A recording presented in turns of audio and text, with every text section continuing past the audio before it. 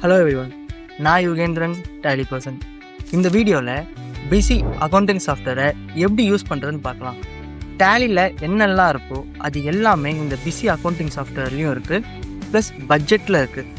இந்த busy accounting சாஃப்ட்வேரில் நீங்கள் இஎம்ஐ யூஸ் பண்ணலாம், இவே பில் பண்ணலாம், ஜிஎஸ்டிஆர் 1 ஜிஎஸ்டிஆர் 3 ரிகன்சிலேஷன் எல்லாமே பண்ணிக்கலாம். அது எப்படி பண்ணுறதுன்னு இந்த வீடியோவில் பார்க்கலாம். இப்போ நம்ம பிஸியை ஓப்பன் பண்ண உடனே இன்டர்ஃபேஸ் எப்படி தான் இருக்கும். இப்போ நம்ம கிரியேட் கம்பெனி கொடுத்து கம்பெனி கிரியேட் பண்ணிக்கலாம்.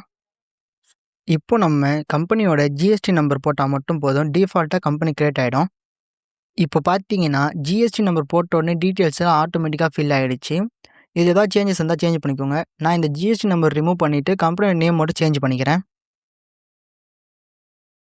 இப்போ கிரியேட் கொடுத்த உடனே கம்பெனி கிரியேட் ஆக ஸ்டார்ட் ஆகிடும். உங்களோட இன்டர்நெட் ஸ்பீடை பொறுத்து தான் கம்பெனியோட ப்ராசஸ் நடக்கும். நீங்கள் ஃபஸ்ட் டைம் பிஸி யூஸ் பண்ணும்போது கம்பெனி கிரியேட் பண்ண இன்டர்நெட் வேணும்.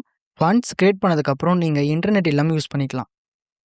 கம்பெனி கிரியேட் பண்ண உடனே நமக்கு சேல்ஸ் வவுச்சர் பேஜ் தான் ஓப்பன் ஆகும். இது எஸ்கேப் கொடுத்து வெளில வந்துக்கலாம்.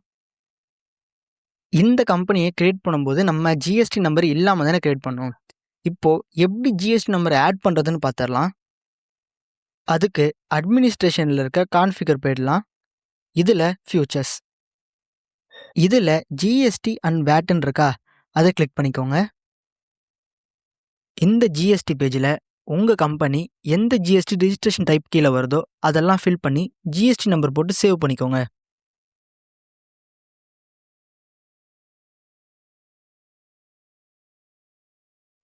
இப்போ பாருங்க, இந்த பிஸி அக்கௌண்டிங் சாஃப்ட்வேர் இன்டர்ஃபேஸு கொஞ்சம் சிம்பிளாக இருக்க மாதிரி இருக்கா. இதை எடிட் பண்ணலாமா? அதுக்கு அட்மினிஸ்ட்ரேஷனில் கான்ஃபிகரேஷன், இப்போது ஃபியூச்சர்ஸில் டிஸ்பிளே செட்டிங்ஸ், இதில் பேக்ரவுண்ட் இமேஜ்னு இருக்கா, அது எஸ் பண்ணிக்கோங்க.